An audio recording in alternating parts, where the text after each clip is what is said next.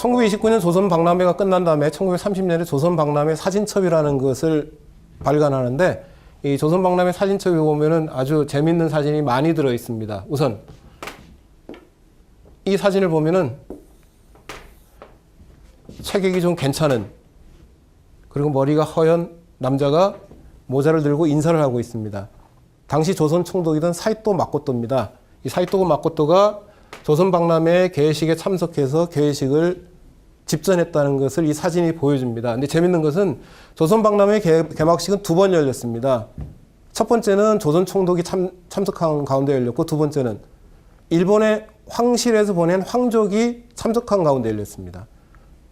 일본 황족이 참석한 가운데 두 번째 개막식을 따로 가졌다는 것은 조선박람회라는 것이 단지 조선 총독부의 행사가 아니라 일제 식민 통치의 일환으로 이루어지는 행사라는 것을 보여주는 증거라고 할 수 있습니다. 그 다음에 옆에 사진을 보면은 조선박람회 회장의 입구입니다. 바로 광화문입니다. 조선의 역사, 대한제국의 역사를 상징하는 광화문을 박람회장의 입구로 사용을 하는 겁니다. 역시 같은 사진첩에 실린 사진인데 남산의 모습입니다. 그리고 경복궁의 옛 정각 모습이 보입니다. 그리고 그 앞에는 조선 총독부가 새로 만든 근대적 시설물이 가득 들어서 있습니다. 역시 경복궁의 의미가 퇴색했다는 것을 상징적으로 보여주는 그런 사진이라고 할 수 있습니다. 이 사진을 보면은, 이 사진은 그 박람회장 전시장의 일부인데요. 이 사진을 보면은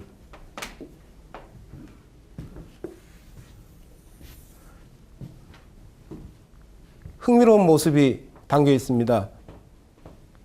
숫자나 그 글자는 정확히 알아볼 수 없지만 통계표임을 쉽게 확인할 수 있습니다. 당시 조선 총독부는 그 조선 총독부의 시정을 통해서 일제 식민 통치를 통해서 조선이 얼마나 발전했는가를 보여주기 위해서 통계 수치를 많이 활용을 했습니다.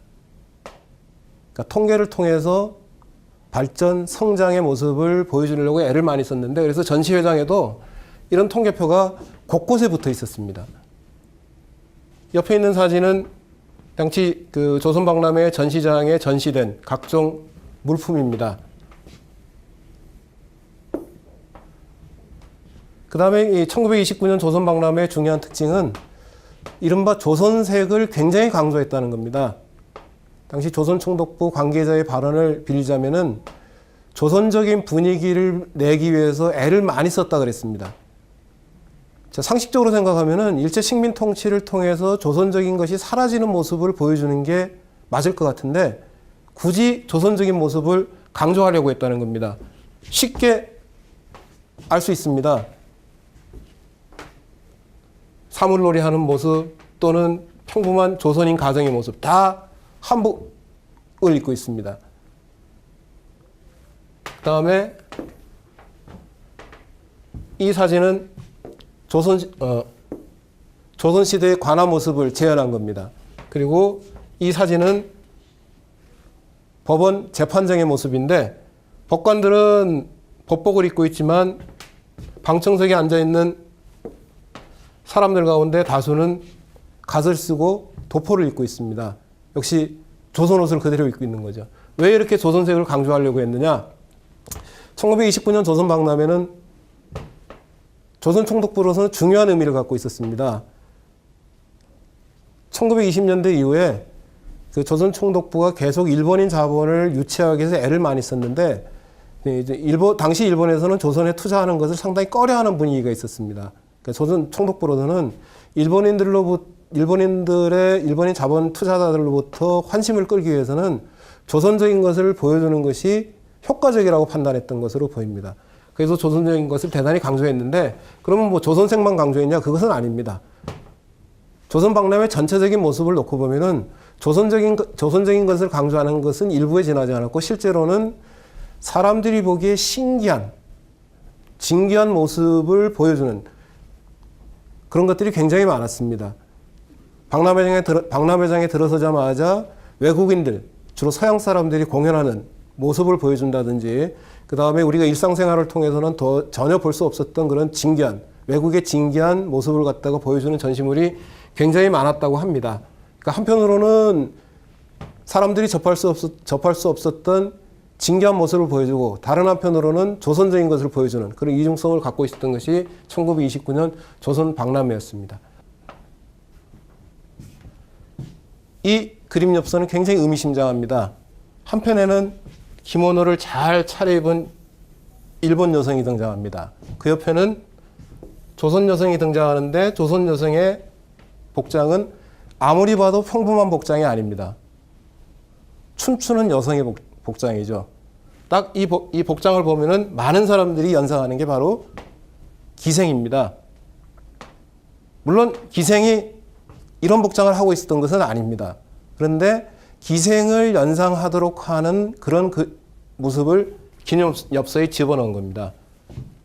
그리고 일본 여성과 조선 여성을 나란히 보여줍니다.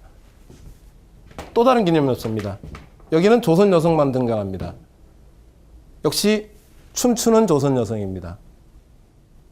당연히 기생을 먼저 연상하도록 되어 있습니다. 그림의 배경으로는, 기념 엽서의 그림 배경에는 위에는 조선 궁궐 같은 모습이 등장하고, 밑에는 근대적인 건물 모습이 등장을 합니다. 그러니까 배경으로는 조선적인 것과 근대적인 것, 그러니까 말하자면 일본적인 것이죠. 그런 것을 보여주면서 전면에는 춤추는 조선 여성의 모습을 보여줍니다. 사실 이렇게 기생을 부각시키는 선전 전략은 이후에 상당히 일상적으로 쓰였습니다. 1930년대 조선 총독부가 관광산업 육성을 많이 강조를 했는데, 일본으로부터 관광객을 유치하기 위해서 애를 많이 썼는데, 이때 주로 어떤 선전 전략을 쓰냐면은 기생을 내세우는 겁니다. 쉽게 얘기하면은 조선에 오면은 기생을 볼 수 있습니다. 조선에 오면은 기생이 춤추는 모습을 볼 수 있고, 기생과 즐거운 시간을 보낼 수 있습니다. 그러니 조선에 오십시오. 그래서 이제 1930년대 이후에 그 관광을 홍보하는 엽서를 보면은 기생이 많이 등장하는데, 1929년 조선 박람회에서도 역시 기생을 연상할 수밖에 없는 그런 조선 여성을 등장시키는 선전 전략을 씁니다. 기념 엽서가 몇 장 나왔으니까 좀 다른 시정 엽서 얘기를 하려고 합니다. 일제가 식민 통치 업적을 홍보하기 위해서 많은 수단을 썼다는 것은 이미 말씀드렸는데, 그 중에 하나가 기념 엽서를 만드는 겁니다. 기념 엽서를 만들면은 기념 엽서를 쓰는 사람은 다 이 그림을 자연적으로 볼 수밖에 없는 거죠.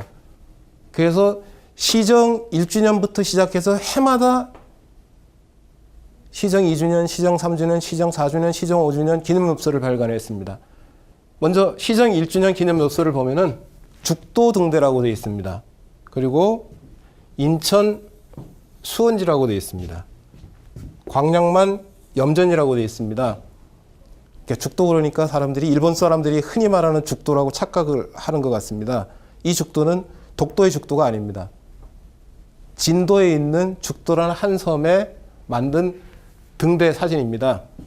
1907년에 이 등대를 일본 통감부 시절에 이 등대를 만들었는데, 어쨌거나 이 세 사진은 모두 일본 사람들에 의해서 만들어진 시설물이라는 특징을 갖습니다.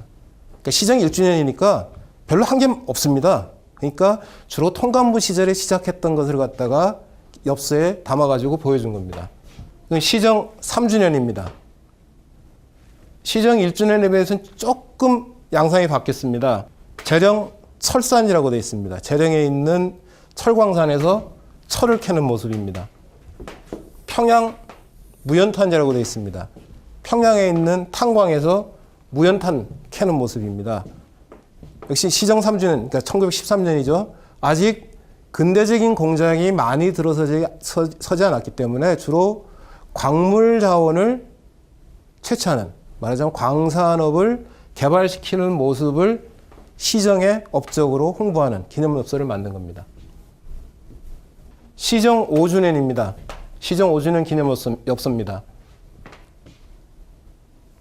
엽서에 통계표가 들어가 있습니다. 역시 통계를 통해서 홍보하는 겁니다. 위에는 쌀, 밑에는 면화입니다. 대정 원년이니까 1912년부터 대정 2년 1913년, 대정 3년 1914년 3년치 통계를 보여주고 있는데요. 작부 반별, 그러니까 쌀 농사를 짓는 농지 면적입니다. 그리고 그 다음에 수확고, 그 다음에 중요한 게 수이출 수량입니다. 밑에도 마찬가지입니다. 연도, 재배 면적, 생산고, 수이출 수량. 시정엽서에 수이출 수량이 들어가 있습니다.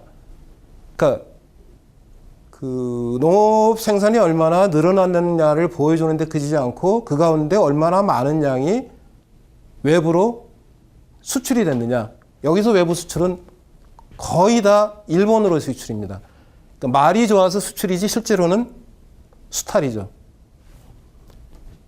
자, 면적도 그렇고 수확고도 그렇고 이출량도 그렇고 해가 가면 갈수록 늘어나는 모습을 통계를 통해서 쉽게 확인할 수 있습니다. 근데 대체로 보면은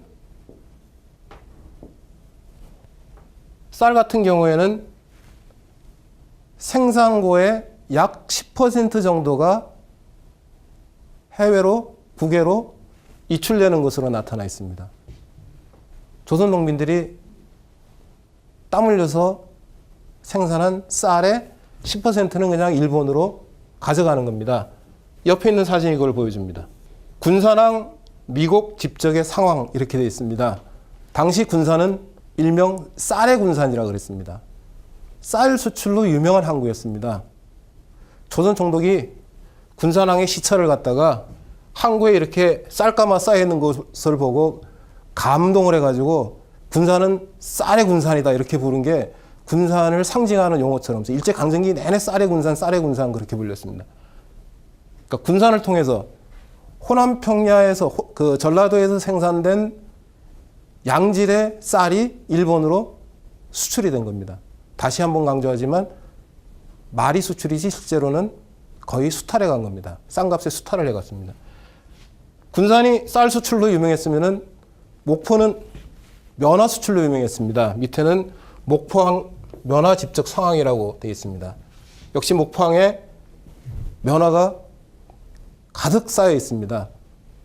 그러니까 농민들이 쌀을 생산하고 면화를 생산하면 그게 그 가운데 상당수가 지주의 손을 거쳐서 주로 일본인 지주나 아니면은 조선 총독부의 지원을 받는 조선인 대주주의 손을 거쳐서 일본으로 수출이 되는 겁니다. 이게 시정 5년을 맞아서 식민통치 5년을 맞아서 조선 총독부가 선전하는 기념엽서의 내용입니다.